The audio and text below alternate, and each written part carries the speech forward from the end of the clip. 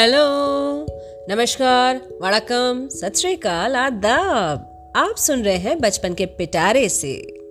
Welcome to this new episode of this ongoing series of celebration of Indian languages. हाँ जी, भारतीय भाषाओं के इस उत्सव में आप सभी का स्वागत है।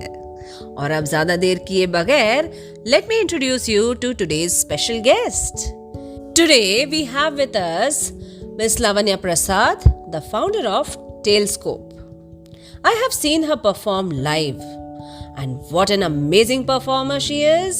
What a graceful dancer, on stage or off stage. She is an amazing person who will make a newbie like me also feel very comfortable in her presence with her beautiful and charming smile. So let me welcome Lavanya Prasad ji. Hello Lavanya ma'am, welcome to Bachpan ke Pitare se. Thank you so much to be a part of this series where we are celebrating Indian languages by narrating stories from India. Welcome. Thank you, Deepa. I'm also very thrilled, super excited to be a part of this very special series that you have introduced in the month of Independence Day. I'm looking forward to bringing a very beautiful story for all your listeners. I'm very happy to be here. Even I am excited to listen to the story, ma'am. So, Lavanya ma'am, I wanted to know that you are an electrical engineer, right? And you are into storytelling also. So, how, when, what, how did this storytelling happen? And why storytelling? And as I scrolled your Instagram handle also, I found that it is in the name of Talescope. So what exactly is this Talescope? Please tell us more about yourself and your journey. All right, so that is a very long story, but I will try to keep it as short as possible for the listeners here today. Yes, I'm an electrical engineer turned professional storyteller. I think like all engineers, I did not get into like most of the engineers I should say, I did not get into the engineering field, but teaching was always a passion for me. So I jumped into teaching. So I worked as a nursery teacher, and it was at that time I found that, I was bringing back the stories that I heard as a child from my grandfather. So naturally I found myself teaching children through stories and everything, like if it was alphabets, or if it was numbers, or if it was addition and subtraction, everything I had a story that would go with it. So the school that I worked with started noticing that, and they said, oh, this is interesting, why don't you tell this to the other fellow teachers too? And that is how it all started. I was amazed that this was something that I could do. And when I had to take a break for my second delivery, I knew it was going to be a little longer time before I started school again. So in that time is when I really started exploring on stories. And I happened to find a lot of things. I mean, once this was in the year 2010. So there was so much. I mean, I could find so much happening with stories in the West. And in India, it was just starting, people were just starting to understand what stories are, what storytelling is. And I thought, okay, why not? Why not explore this? And there was no turning back from then. It has been an amazing journey, and it has helped me as a person. And I find my everyday life super interesting, from all the stories that I hear, from the stories that I share, and that is how Talescope was born. So Talescope is my storytelling organization. I actually gave a name to what I was doing in the year 2014, but I have been doing this since 2010. So Talescope is I always believe that a story can help you see things clearly. things that are not visible to the actual eye. So, which is why I thought I should name my organization Tailscope. It is a play of words from telescope. Telescope is something that helps us see things which are beyond our eyesight. So, I named my organization Tailscope because I thought stories will help you see things beyond whatever your normal eye could see. So that is the story of Lavanya the storyteller and the Tailscope. Wow. I must say it's an interesting and so inspiring journey, a long journey. And I just love the name Tailscope. I thought it would be like something related to telescope. But yes, thanks for clarifying it also. So ma'am, what story have you brought for us today? Today, the story is something which is very, very close to my heart. One, because it comes from the place that I am from, Tamil Nadu, the state that I'm from.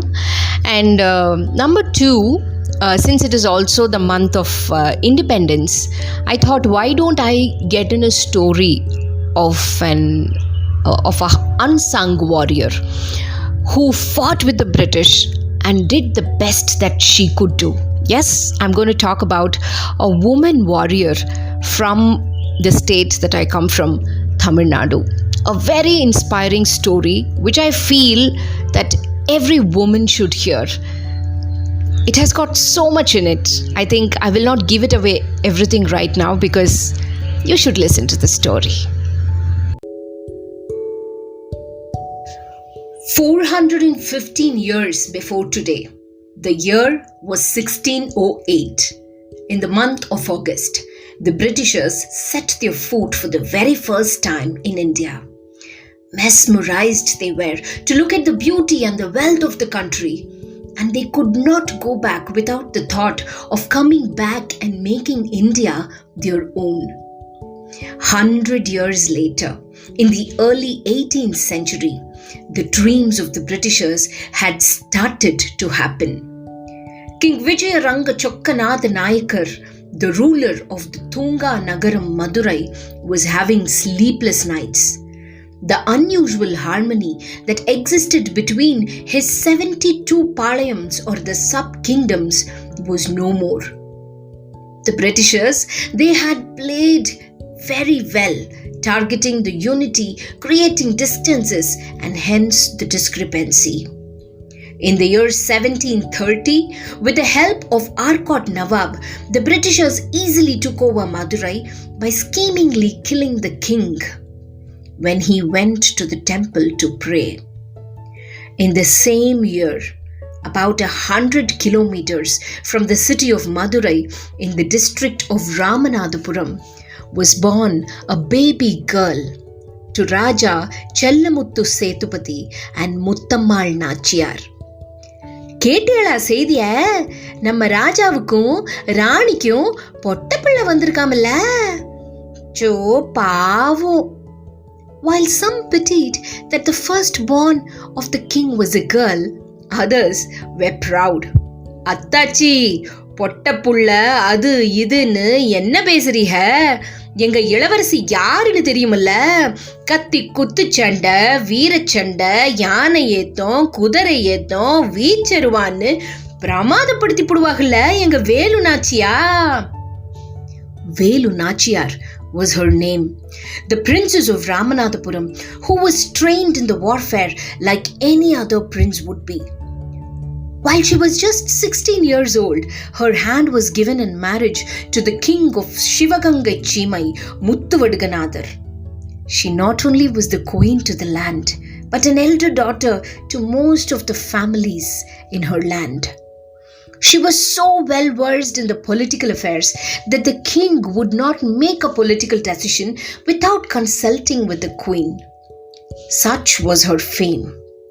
The king and the queen ruled their land so well with the support of the Marudu brothers, Periya Marudu and Chinna Marudu, who were like pillars of support to them. Shivagangai Chimai flourished. Well, the Britishers did not fail to catch the fragrance of the richness of the land. And promptly they sent Colonel Bonjo, who came in and threatened the king and the queen with his British English. "We have taken the complete rights of your land from our court Nawab. If you wish to continue ruling this land of yours, then please pay the pending taxes or leave the land to us. You have 10 days, he said. King Muttuvaduganather stood there not understanding a single word of what Colonel had said. But then out came Velu Nachiar. She looked at the colonel and said, "Mind your words, Mr. Bonjo. Sushichit samsarikanam. Matlade mundu alochichandi. Zaban sambalkar. English is just a language. Gyan nahi. எங்களிடம் பேச்சுவார்த்தை வைத்துக் கொள்ள வேண்டும் என்றால் सबसे पहले தமிழ் बोलने सीखिए." She knew 7 languages. கோவிலை கட்டி, கோபுரம் கட்டி, சத்திரம் கட்டி, சாவடி கட்டி வாழ்ந்த குலமடா எங்கள் தமிழர் குலம். வரி கட்ட வேண்டுமாம், வரி. முதலில் அதை நீ புரிந்து கொள் நாடோடி பரங்கியே. உழைக்கும் கரங்கள் எமது, சிந்தும் வியர்வை எமது, பாயும் நதிகள் எமது, ஓடும் வாய்க்காலும் எமது. கப்பம் வேண்டுமாம், கப்பம். கப்பம் வேண்டுமாம், கப்பம். ஒரு அப்பமும் கிடையாது. வரி கேட்குதோ வரி, உமக்கு முகவரி எங்கேது? Remember, you came in here as a trader. Do not get greedy and don't you dare to make India yours. Colonel Bonjo stood there spellbound, looking at the queen, who he realized at that moment was more fierce and powerful than most other kings that he had seen. The Britishers did not waste even a single minute after that. They took the life of the king when he had gone to pray to the temple. Well, their calculation was a little different. They thought that if the king died, Velu Nachiar, the queen, like any other woman of those times, would jump into her husband's funeral pyre and give away her life. They were more scared of Velu Nachiar than the king, because they knew that this lady was capable of taking 1,000 lives in one go with her kalari. But Velu Nachiar stood in front of her husband's corpse and made an oath. "ஒரு வைரத்தாலியை என் கழுத்தில் பூட்டிய முத்துவடுகநாதரே, உங்கள் மீது ஆணை, இந்த கயவர்களிடமிருந்து நம் தாய் மண்ணை நான் மீட்டெடுப்பேன். I will save my land from these Britishers," was her oath. She then escaped from her land along with her 10-year-old daughter upon the advice of Marudu brothers, but with a very heavy heart. She knew if she had to win her kingdom back, she will have to be unbeatable. Her war strategy should be such that she will have to sweep the Britishers off their feet. A queen, along with her daughter, on the run. Do you think the Britishers would stop? They had spies all over the land looking for Velu Nachiar. They were not ready to take any chances. This left the queen running from place to place for her life. But she was waiting for that right moment to get back her land from the Britishers.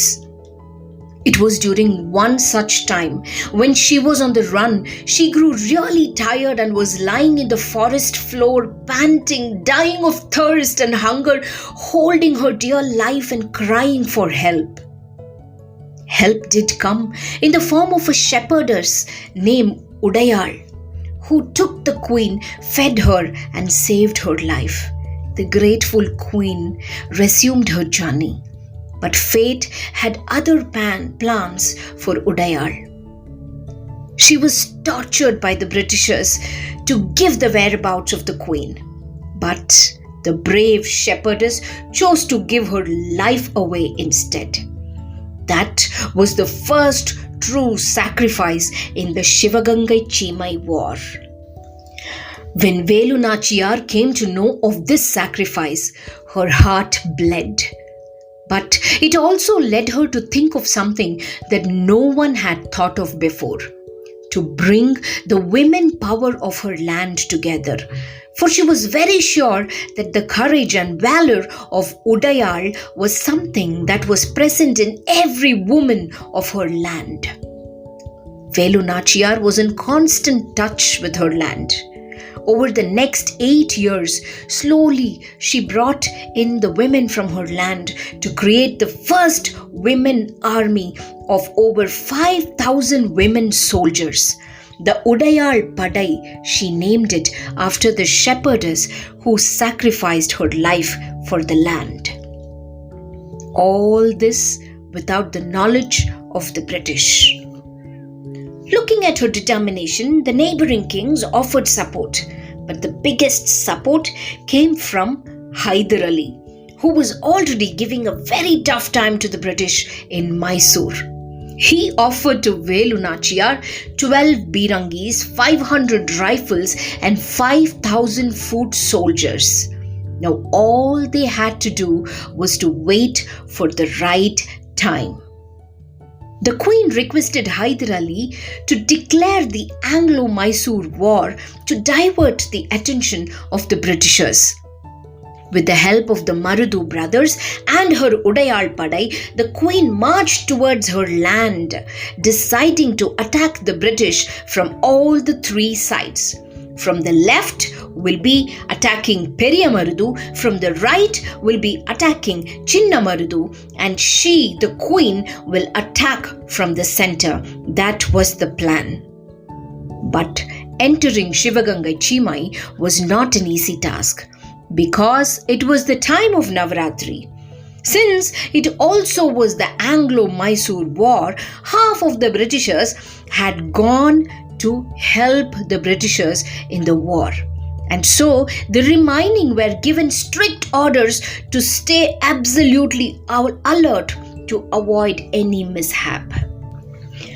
Especially to take extra care not to let anybody near the Rajarajeshwari temple during the time of Navratri.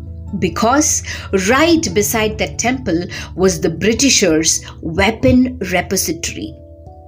But as was the custom, the women of the land, they demanded that they will have to be let to light lamps on the day of Saraswati Puja at the temple. And the Britishers, they had to oblige. But only women will be allowed, said they. In their mind, they thought, what could women, after all, women do? But then, this came as a blessing to Velu Nachiar, for she took her women army, Udayal Padai, all decked up in beautiful saris, carrying lamps and oil. But hidden in their attire were daggers and knives. Well, I will have to tell you all about one young woman in the Udayal Padai here. Just 18 years of age. She was the commander-in-chief of the Udayal Padai and had stole the queen's heart. Kuili was her name, who had a patriotic blood and was willing and waiting for a chance to sacrifice her life for the queen and her land. The Britishers, they stood watching the women light lamps in each step that led to the Rajarajeshwari temple. But what they had failed to observe was a young woman who was pouring the oil from the lamp onto her and marching towards the back side of the temple. When all the women had gathered inside the temple, Velu Nachiar, she gave out a war cry, "Vetravel, Veeravel!" And the women started attacking the Britishers. They were taken aback by the surprise attack, for it was women, after all, women who were attacking them. But then before they could come into their senses and run to Colonel Bonjo, it was already a bit tad late. Colonel Bonjo instructed his soldiers to run towards the British repository, grab all the rifles and shoot these women to death. But before they could reach there, they heard a loud blast, a blast that shook the surrounding areas of Shivagangai. Quickly, the young woman had smeared herself with oil from the lamp, walked into the weapon repository, lit herself up, and fell into the gunpowder that was heaped there. She destroyed the Britishers' weapon repository in just a second. Most people believe that it was only during the Second World War that the suicide squads came into being. But this was the first, and nobody knew of this. The surprise attack swept the Britishers off their feet, and the Queen and her army won the war against the Britishers on the day of Vijayadashami. The victory of good over evil happened once again in history. As everyone around cheered, the Queen stood there, tears in her eyes, paying her respects to the two women who had sacrificed their lives, for without which that victory could not have been possible. Even today, if you go to Shivagangai, you will see the Vettudayal Kaliyamman Kovil, a temple that the Queen built for the shepherdess. Today, she stands there as Durga, worshipped by the people of the land. There also is a beautiful memorial for Koili as well. My dear friends, you all know the story of Jhansi Ki Rani. It was very much popularized by the Britishers themselves, along with the defeat.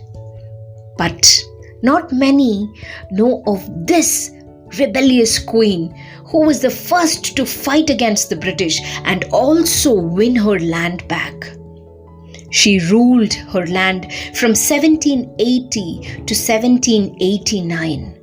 She later crowned her daughter the Queen of the land and left to France for her heart treatment. Did she come back? Of course she did. She came back to her land, and in the year 1796, on the 25th of December, when she was 66 years old, the Queen died in her land. As I was researching about this story, a thought crossed my mind. Many of you would know who Mahakavi Bharatiyar is, a very famous Tamil poet who wrote a lot of poems about women. I thought Bharatiyar wrote his very famous lines, maybe with Velu Nachiar in his mind. தேடிச் சோறு நிதம் தின்று சின்னஞ்சிறு கதைகள் பேசி மனம் வாடி துன்பம் மிக உழன்று பிறர் வாடப் பல செயல்கள் செய்து நரைகூடிக் கிழப் பருவம் எய்தி கொடுங்கூற்றுக்கிரை என பின் மாயும் பல வேடிக்கை மனிதர்களைப் போலே நான் வீழ்வேன் என்று நினைத்தாயோ? Did you think I will fall?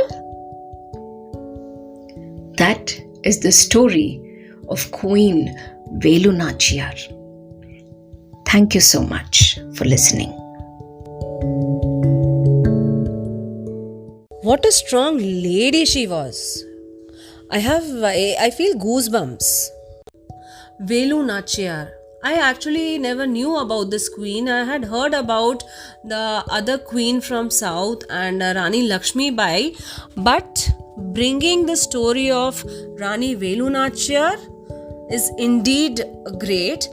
And thank you so much, because I think that, as you correctly said, all women should hear and we should be respectful for our newfound empowerment. So all this lies in history, and I could just not imagine that there were human bombers those times, and especially the females, how much courage they could have.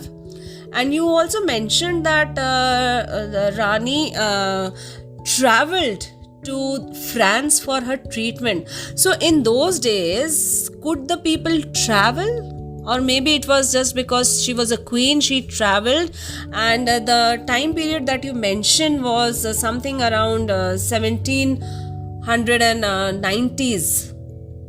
So going back in those those times, I just can't imagine how difficult or how easy it would have been for her. Ma'am, as you mentioned the time period of the Queen's travel to France and her fight against the Britishers, during that period, if I remember it correctly, it's the time when French Revolution also started. And is there any connect between India and French Revolution or connect to Rani? Is it there, or I'm just guessing? Yes, Deepa. So, obviously, being a queen, she had an edge of traveling, and she could use the opportunity to go and get herself treated for her heart ailment in France, probably through the waters, the seas. She could have traveled through the seas, is what I understand. Yes, rightly, like what you said. 1789 to 1799 is when the French Revolution actually happened, where there was a political upheaval that was happening in France. When I was reading about Velu Nachiar, I read a lot of research papers about her too.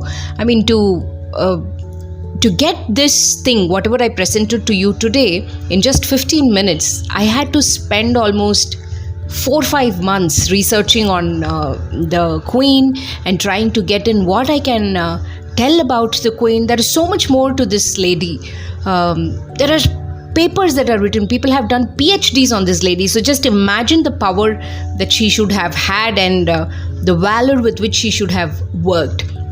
I'm sure that, news of this amazing victory of a queen over the British should have traveled across the seas. And some researchers point out that it was because of this that, even the French Revolution happened. People got the courage to fight against the monarchy that was happening, and it's something very inspiring because not every day we get to read and understand about an Indian woman inspiring somebody across the seas, and that too in those times. I think we should be really proud of being Indian. And I literally got goosebumps when I was reading that research paper, and I'm still feeling that when I'm trying to tell that to you all again. So I really think that these stories are something that we should be passing it on to our future generation. Don't you think so, Deepa? I totally agree with you, ma'am. Actually, we should be doing this.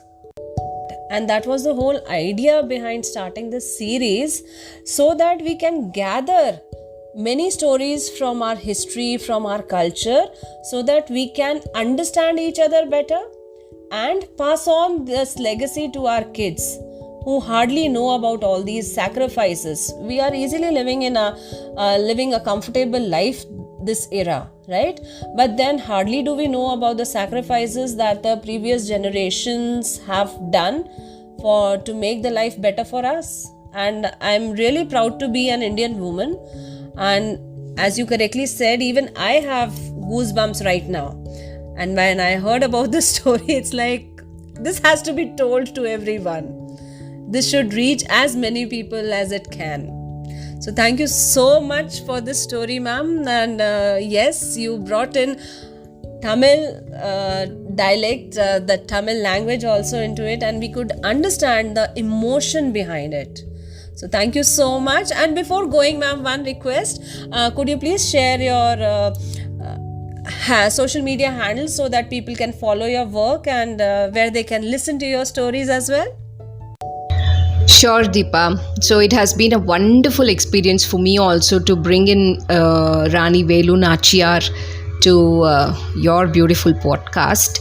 And I'm so glad that it connected with you as a listener. And I'm hoping that, all the other listeners who are listening to this story right now also will feel that connect with Rani Velu Nachiar. Thank you so much for being wonderful listeners, everyone, again.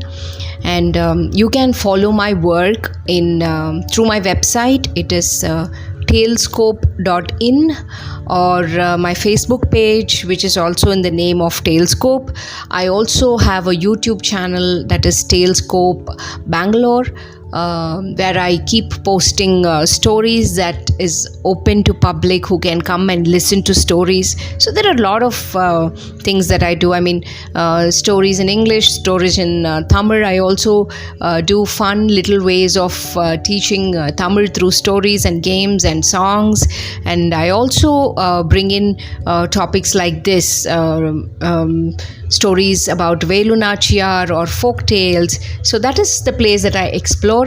So you could follow me through my YouTube channel as well, or in Instagram, where I'm lavanya.talescope.